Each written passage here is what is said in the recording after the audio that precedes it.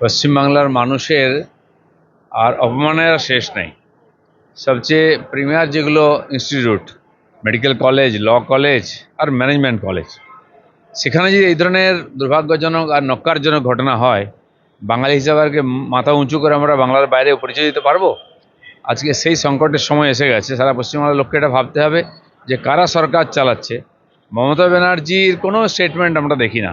তার মানে কি উনি এগুলো সমর্থন করছেন? তার অনুপ্রেরণায় এই সমস্ত ধর্ষণের ঘটনা হচ্ছে? এটা আমাদেরকে ভেবে নিতে হবে তাহলে এরপরে। সিদ্দিকী বলছে মানে সংখ্যালঘুদের ব্যবহার করা হচ্ছে তেজপাতা, যেন খাওয়ার মধ্যে তেজপাতা দেয় স্বাদ বাড়ানোর জন্য। আবার ইব্রাহিম সিদ্দিকী বলছে চায়ের ভাঁড়ের মতো, মানে চাকে ভাত না, আমি বলছি এই যে নেতারা মুসলমানদের, যারা এতদিন মুসলমানদেরকে ঠিকা নিয়েছিলেন, মুসলমানদের ভোটের এরা হচ্ছেন এজেন্ট।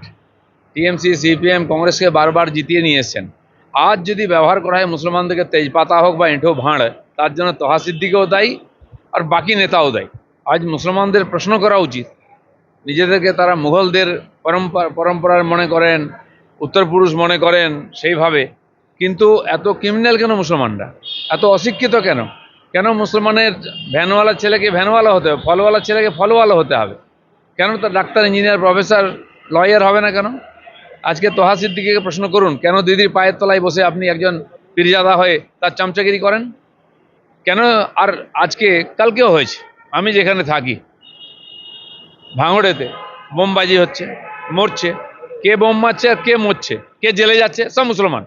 তার জন্য বিজেপি দায়ী নেই কমপক্ষে। আর ওই ওই পরিপ্রেক্ষিতে নওশাদ সিদ্দিকী বলছে যে বিজেপির জুজু দেখিয়ে সংখ্যালঘুদের ভোট হাতিয়ে নিচ্ছে। নওশাদ সিদ্দিকী না, নওশাদ সিদ্দিকী কার ভয় দেখিয়েছে? উনিও তো মুসলিমদের ভোটে নিয়েছেন, কিন্তু দুপক্ষই মুসলমানদের মারছে, মারাচ্ছে। কেউ মরে চলে গেল নিচে, কেউ চলে গেল জেলে। লাভটা কার হচ্ছে? মুসলমানরা এখানে দাওয়ার বোর্ডের মতো ব্যবহার হচ্ছে। আমরা তো বারবার এটাই বলেছি। মোদি কমপক্ষে এটা করেননি, তিনি সবকা সাথ সবকা বিকাশ করেছেন। মোদিজি এখানকার একটি মুসলমান ছেলের জন্য যে স্টাইফেন্ড পাঠান, সেটা ভেঙে দুটুকরো করে দুজনকে দিয়ে মমতা ব্যানার্জি ভোট নেন। ভাবতে হবে মুসলমানদের নিয়ে কি হচ্ছে। দিল্লিতে কেন্দ্রীয় নেতৃত্বের সঙ্গে রাজ্যের বর্তমান পরিস্থিতি নিয়ে কোনো রকম কোনো আলোচনা হলো? হয়েছে, অনেকের সঙ্গে আলোচনা হয়েছে। সাংগঠনিক বিষয়ে কোনো আলোচনা? না, সংগঠন আমি দেখি না। সংগঠনের ব্যাপারে ওনারা জিজ্ঞেস করেছেন, আমি জানিয়েছি। 2019 সালে 8ই জুন যে ভাঙ্গিপাড়ায় যে তিনজন বিজেপি কর্মী খুন হয়েছিল, পাশাপাশি একজন তৃণমূল কর্মীও খুন হয়েছিল। তৃণমূল কর্মী এবার বলছে যে পুলিশের ওপর আর বিশ্বাস নেই, সিবিআই দ্বারস্থ হচ্ছে। তাই এতদিন যখন আমরা সিবিআই চাইতাম, তখন টিএমসি বলছে আমাদেরকে বদনাম করা হচ্ছে বাংলার লোক। বাংলার পুলিশের উপর যদি লোকের বিশ্বাস থাকতো, তাহলে আরজি কর আন্দোলন আবার শুরু হতো না। বা টিএমসির নেতারা যখন আক্রান্ত হচ্ছেন, গুন্ডাদের দ্বারা মারা যাচ্ছেন, তার পরিবারও সিবিআই চাইতো না। তো সিবিআই যে ঠিক ছিল, কারণ এখানকার পুলিশকে নিকম্মা করে রাখা হয়েছে। পুলিশরা অযোগ্য এটা আমি বলবো না, অনেক ভালো পুলিশ অফিসার আছেন, পুলিশ কর্মচারীরাও চেষ্টা করছেন, কিন্তু তাদেরকে ব্যবহার করে করা হচ্ছে রাজনীতিক স্বার্থে, কাজ করতে দেওয়া হচ্ছে না। চলুন, ধন্যবাদ।